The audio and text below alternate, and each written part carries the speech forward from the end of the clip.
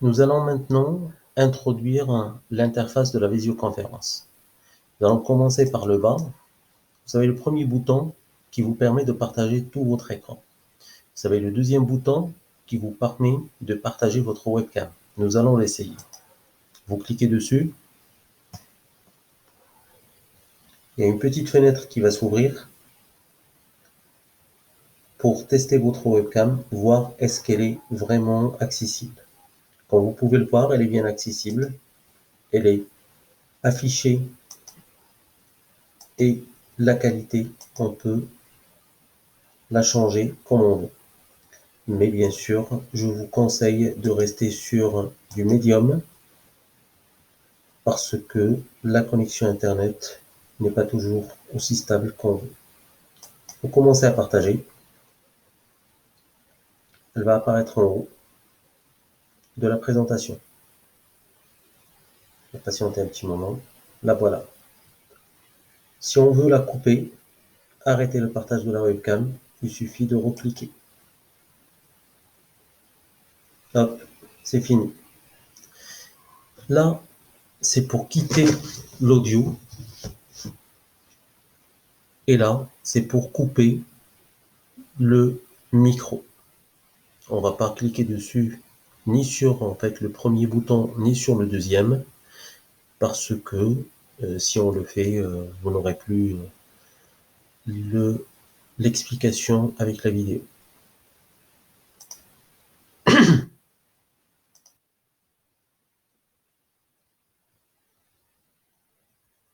Maintenant, on va passer vers les actions.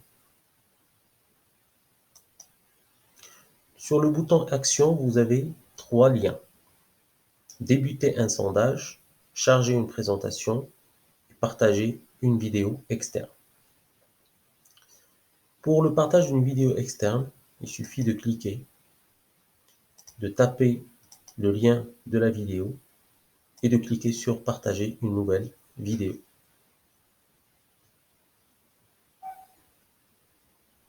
Voilà, elle est en cours de partage et normalement elle va s'afficher chez tout le monde. Nous allons l'arrêter.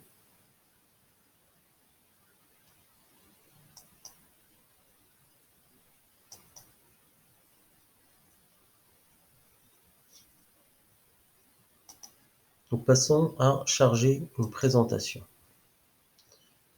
Vous cliquez dessus. Après, vous cliquez sur cet endroit. Vous cherchez votre présentation. Une fois qu'elle s'affiche ici, vous cliquez sur Télécharger. Voilà, elle est en train de se convertir. Il faut faire attention à ce message. C'est bon, la présentation a été chargée. Comme vous le voyez, présentation courante, c'est présentation 1. On va revenir à charger présentation. Comme vous pouvez le voir, il y a le petit bouton qui est en vert et vous avez présentation en cours. On va la supprimer et sélectionner l'autre présentation, puis on confirme. Voilà, on est revenu à la présentation normale. Parlons maintenant du sondage. Le sondage, ça veut dire que vous allez lancer un quiz à tout le monde. C'est un quiz avec un oui ou un non, un quiz vrai ou faux, un quiz contenant 2 options A et B, 3 de A à C, 4 jusqu'à D ou 5 A, B, C, D, E. Si vous voulez créer un sondage personnalisé, il suffit de cliquer sur Sondage personnalisé. Vous voyez,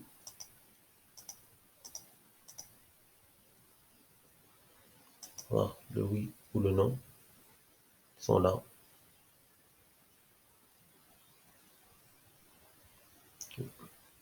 Vous pouvez poser la question en audio, dire par exemple, est-ce que la capitale de la Tunisie bien Tunis, et les élèves pourront répondre avec un oui ou avec un non. Après, vous pouvez facilement publier les résultats du sondage en cliquant sur le bouton publier les résultats du sondage. Voilà, comme vous pouvez le voir, ils sont là.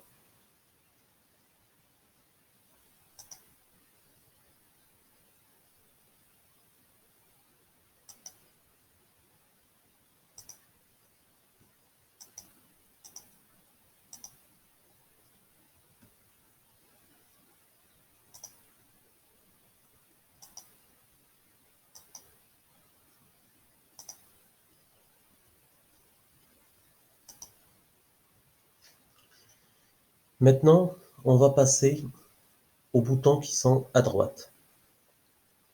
Nous avons ce premier bouton, c'est le mode multi-utilisateur. Quand on parle de multi-utilisateur, ça veut dire qu'on va donner accès aux élèves pour écrire sur le tableau. Ça, c'est une petite corbeille qui nous permet d'effacer tout ce qu'on a écrit sur le tableau que vous voyez là.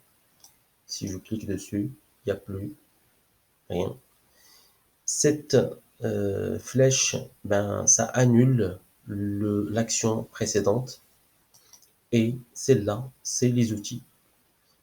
Ce qui nous importe vraiment au niveau des outils, c'est le crayon et le texte. Pour cela, il va falloir qu'on choisisse un tableau blanc. Ça veut dire qu'on va choisir la deuxième dispositif, par exemple, diapositive, comme ça, d'accord? Quand vous voyez, ce slide est utilisé pour whiteboard, pour le tableau blanc. Je vais choisir, par exemple, le crayon et je vais pouvoir écrire dessus ou dessiner comme je veux. Si je veux écrire, je pourrais passer sur le texte. Et là, je vais écrire par exemple ça. Alors, si je veux choisir les polices, en fait la taille des caractères, ben, je pourrais les choisir à partir de là.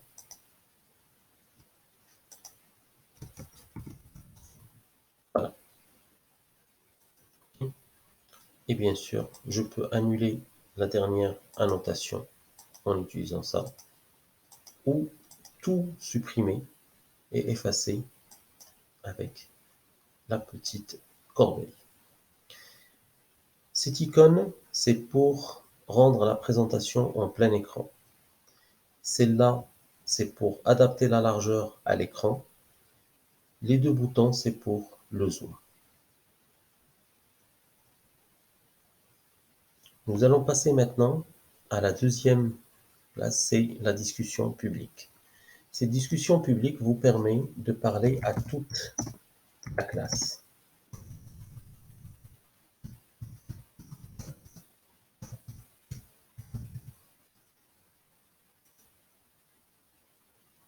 Voilà, comme vous pouvez le voir.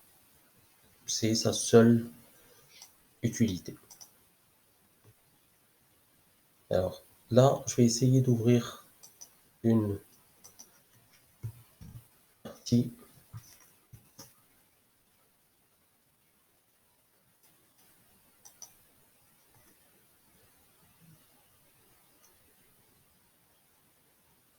Essayer d'ouvrir un deuxième onglet avec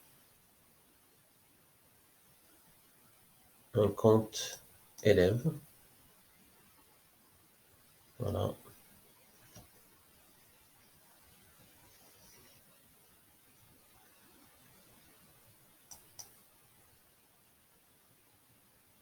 Vous allez voir qu'il va apparaître ici.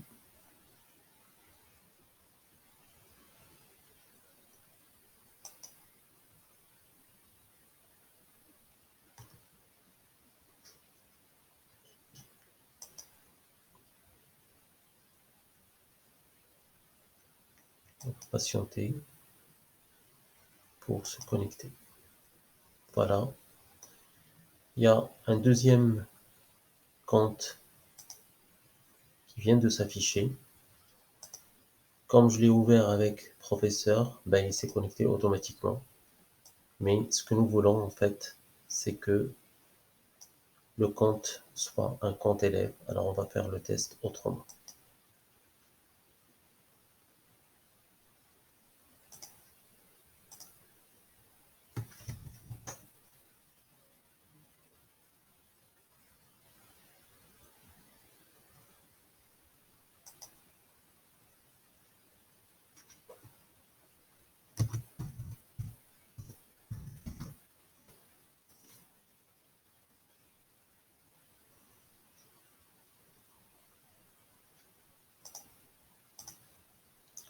Vous voyez, ici, j'ai un utilisateur qui est en attente. Je vais cliquer dessus. Et là, j'ai le nom de l'élève et je peux l'accepter comme je peux en fait ne pas l'accepter. Bon, pour des raisons normales de démonstration, je vais l'accepter tout de suite. Voilà.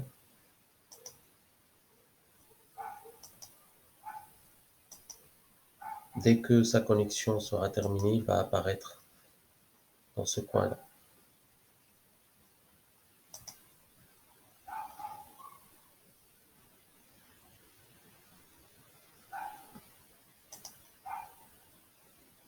Comme vous pouvez le voir, il est là.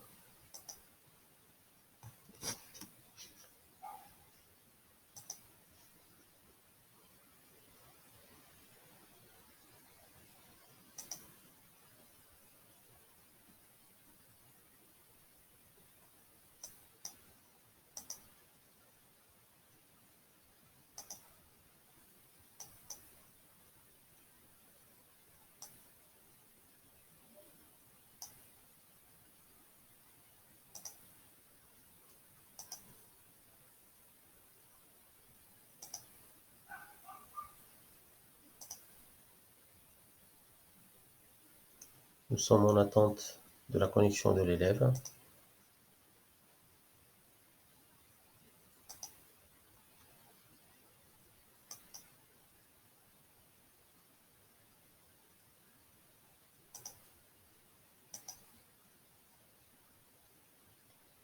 Et nous pouvons maintenant, en cliquant dessus, avoir plusieurs options.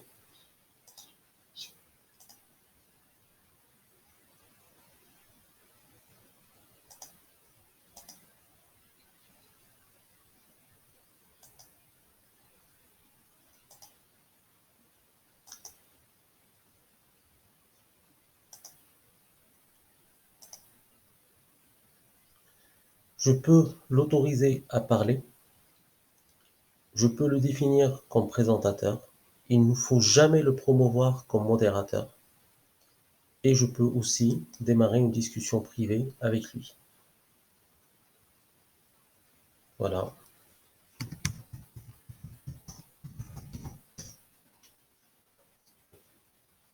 Et bien sûr, je peux le retirer de la conversation et de la salle. Faites très attention. Si vous cliquez sur ce bouton, l'élève ne pourra pas rentrer sur la session que vous êtes en train sur laquelle vous êtes en train de travailler pour l'instant. Vous allez complètement l'empêcher. D'accord. Sinon, si vous voulez juste le retirer le temps qu'il revienne et que vous lui donniez encore accès, vous pouvez ne pas cliquer sur cette option-là.